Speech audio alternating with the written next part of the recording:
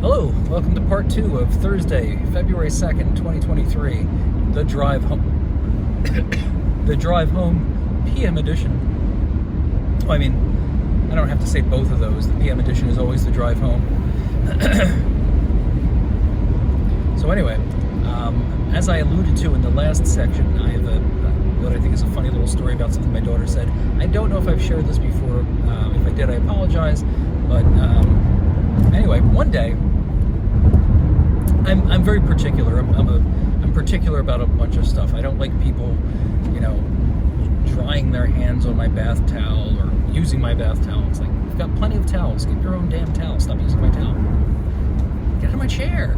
So I guess my daughter was using my bath towel, and I'd asked her repeatedly not to use my bath towel, and so I thought of a clever way to stop my daughter from using my bath towel, and I said, please stop using my bath towel. I dry my balls and my ass with that thing, and so I thought maybe that had worked. No, what it did was just give her ammunition for other things. So I think what had happened was a couple of days later, my toothbrush had been moved.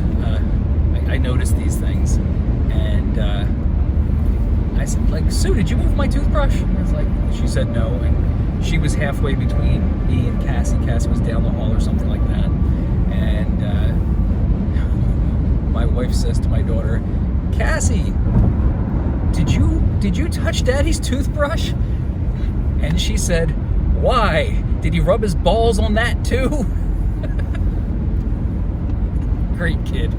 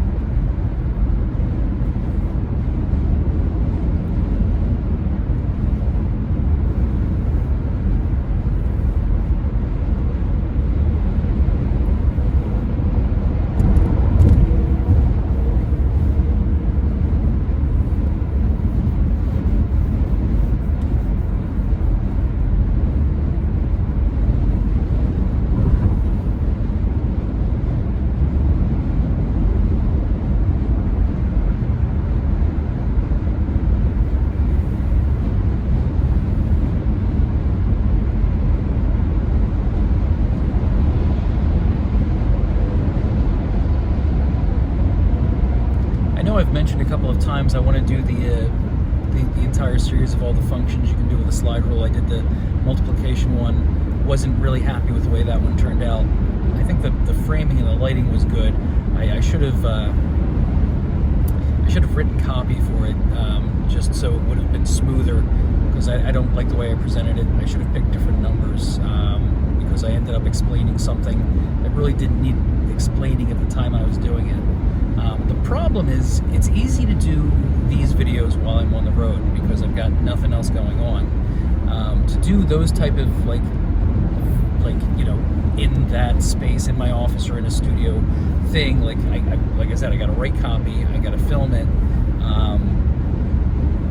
and it's difficult to make time. Like, I'm on the road for at least three and a half hours a day. There's all this stuff to do, so I keep saying I'm going to do that. I have this terrible fear. No, it's a terrible fear. I suspect that I might not. I want to. I actually do want to do that, but I can't. Maybe what I'll do is I'll bang, kind of the way I'm doing these videos. I'll just bang them all out at once. Like, I'll stop and start the video, stop and start the video, and just show all the ways you can use a slide rule. I say that, that'll make it easier, but not easy enough to make me just sit down and do it, because it'll still take time, and like I said, I gotta write the copy first. I don't want to wing it. I would like to problems. You make up numbers, and then you gotta verify, like you have to make sure that you're actually getting the right number. I mean, it's going to be the right number. It's essentially a calculator. You know what I mean? You want to be prepared. You want it to flow smoothly. You don't want to be second guessing yourself if you think you have the wrong number, then you got the right numbers. Oh yeah, that's right. So the whole point is just like a quick and dirty tutorial, quick and dirty, concise tutorial on how to use a slide rule. I do want to do it.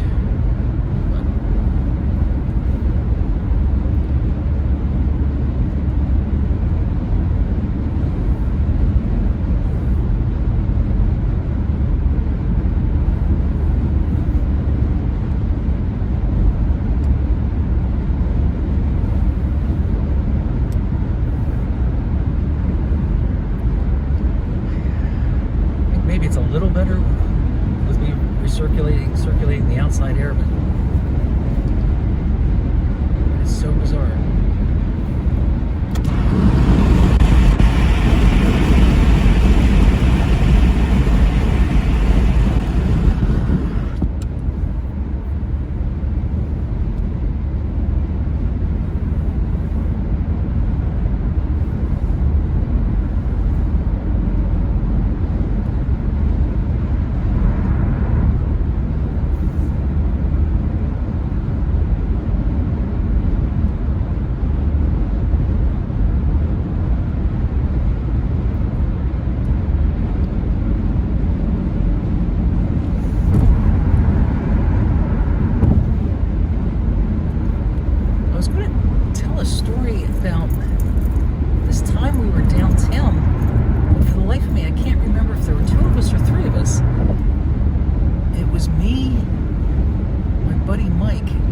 Just the two of us. I just thought there was a third person. Anyway, I was young and naive, and I fell for something called the pigeon drop. I believe that was the name of it. So there's this, they attack you in a team. There's two of them. So the first guy approaches you, and he pretends to be a foreigner, and he's trying to get somewhere, but he's new, and he doesn't trust the city, and we look like honest people, and he's wondering if he can help us out, if we can help him out. He's trying to get to the international house, and but he doesn't trust anybody. So he wants to give us his money to hold until he gets there, and then at some point into his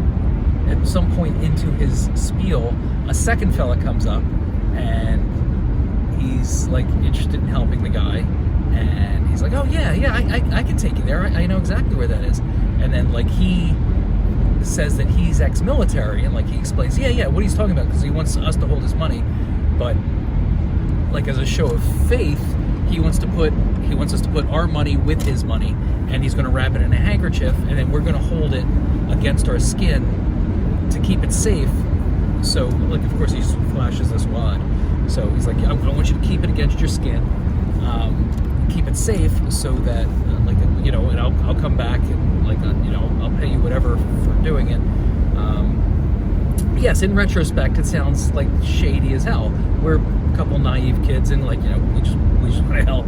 So what ends up happening is he takes our money, puts it on his money, wraps it up in a handkerchief. He says you need to hold it skin tight, sticks it in here. He's like, you understand? I want it to be against your skin. So he takes it and then he sticks it under his shirt.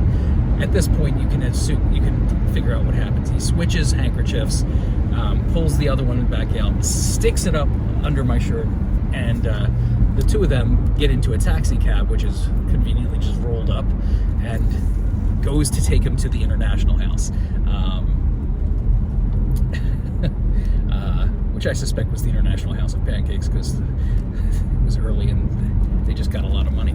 So he said he was going to meet us at this spot, around the corner, across the street from something, around 14th Street, Broad and something, I forget. I think there was an arcade nearby, or it doesn't matter. We're waiting at a SEPTA stop for him to come back. We literally sat there for, I want to say for hours, and it probably wasn't hours, but it felt like hours. And at one point we're like, we got to look at this.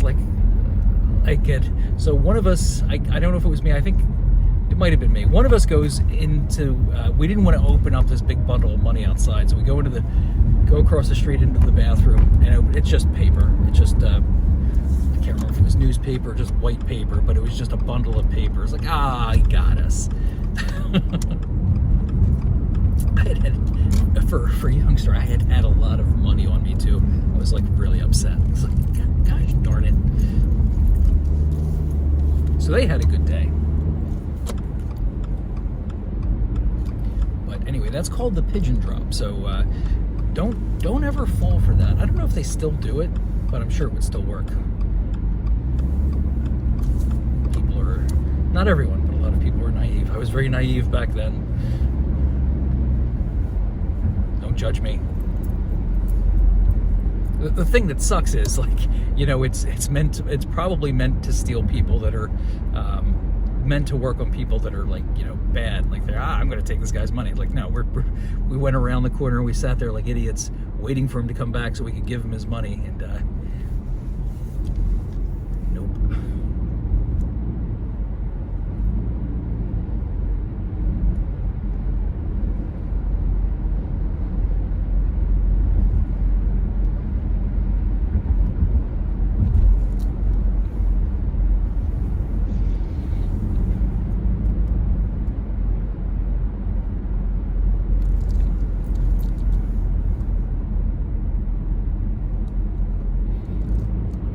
I don't know why I think it's called the pigeon drop. Like, they wouldn't have told me the name of the scam they're running on me.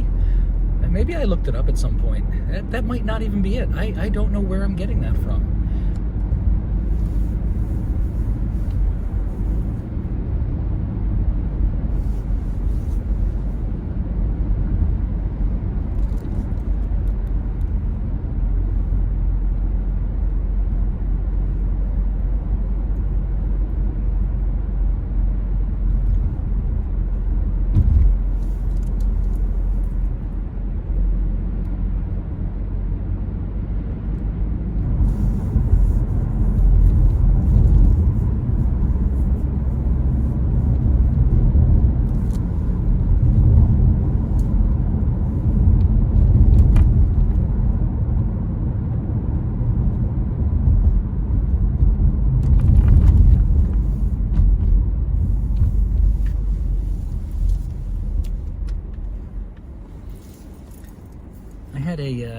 I told the story before about my geometry teacher. Was it geometry? Mr. Pollock. I had in high school, and I told the story. I'm not going to rehash the story where I thought I wrote a proof on how to trisect an angle in detail, multi-step process in color and stuff like that. It was wrong. We found out it was wrong, but it made it all the way up to the... Anyway, the point is, so, like, he was one of my favorite teachers. My mother had him for geometry as well, or algebra or trig, whatever he taught. My mom had him too. But I remember I was out in Vegas one day. Just all of a sudden I was in Vegas, and I ran into him. Like, just ran into Mr. Pollock in Vegas. I think he had just recently retired, and it was so funny. My wife was with me at the time, and I do it like what I'm trying to say. So, like, I don't go, "Hey, Mr. Pollock, how are you?" Like, it's just like, "Hey, Mr. Pollock, how's it going?" Like, he's like, "Oh, hi." But it's like, and my wife is like, "You know this guy?" Like, you just, yeah, I do. He just recently retired, so it's kind of funny. Like, it's weird when you're so far from home and you run into someone. Something very different from that happened with one of our friends. Let's call her Carol. We met her like in Burbank, or we met her at a Xena convention in like California somewhere, and we became friends, and we hung out. She ended up, like, that's where we met her. We met her at a XenaCon. She ended up being in our wedding. She was the bride. No, she was one of the bridesmaids. And I think she actually ended up being a last-minute replacement for my wife's best friend, who was my ex-girlfriend. But anyway, it turns like we met her in California, but she lived here. Like she lived a stone's throw away from where we were. Like, so it was funny. Like we met and became friends out there, and like much later on we find out like we're all going back home to the same place.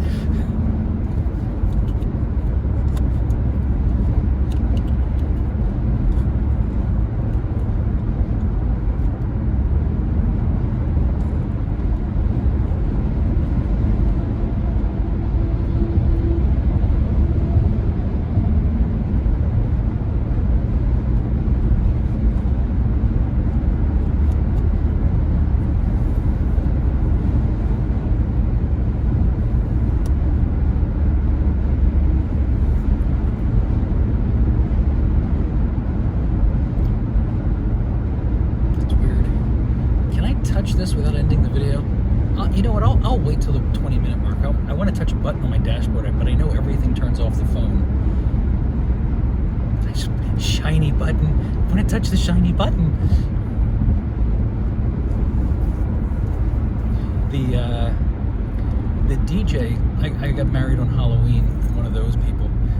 The DJ for the wedding. It was a costume wedding. It was. We still hear people tell us it's like a best wedding they'd ever been to. It was a lot of fun, and it was mostly because of the DJ. The DJ was Johnny V, and the funny thing about that, like there were actually 3 other DJs in attendance at the party that were friends of ours, but the reason we didn't want them to DJ is we wanted them to enjoy the party. So we got this guy, Johnny V. He came, he was recommended by my stepfather, and this guy was good. Like he kept the party going, and like that. Those guys can really either make or break the event. If you got the right DJ, they can make it fabulous. If you get the wrong one, they can just ruin the whole thing. And I've been through the entire rainbow of good versus bad masters of ceremonies or DJs or whatever. And what's funny, the whole point, the reason I'm telling this is because my stepfather, who was at the wedding, asked us where we found the DJ, and we were like, are you serious? You're the one that suggested this guy. You're the one that said to get Johnny V. And he had no memory of saying it. Like, I don't know who that is. Like, did you just pick him out of a phone book? Why did you suggest him? But anyway, it didn't matter. He was fantastic. It was really like, he brought inflatables and things like that. Like it was an all-out thing. It was the last wedding that was ever held at Arthur's Caterers. Our wedding was the last event they ever did, and it was, like I said, it was a costume wedding. So I think at least half the people showed up in costume. I think it was mostly my family. And it was funny, there was a surprising amount of nuns and hookers.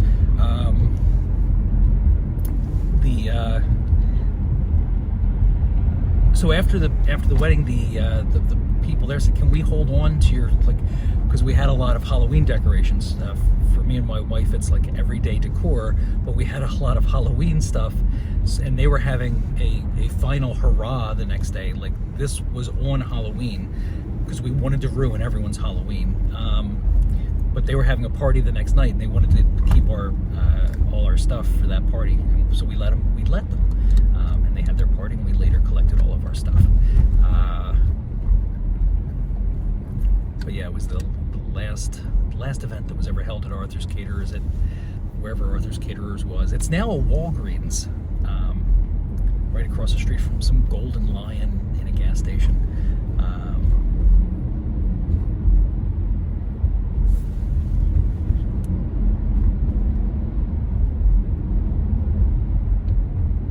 Funny, there was a lot of drama around the wedding, like external things. Like I said, my wife's best friend dropped out. My best man got into a bar fight like the night before he showed up to the wedding with like just this giant shiner.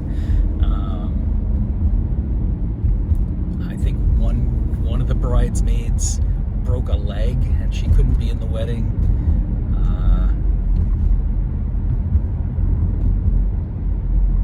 All kinds of neat stuff.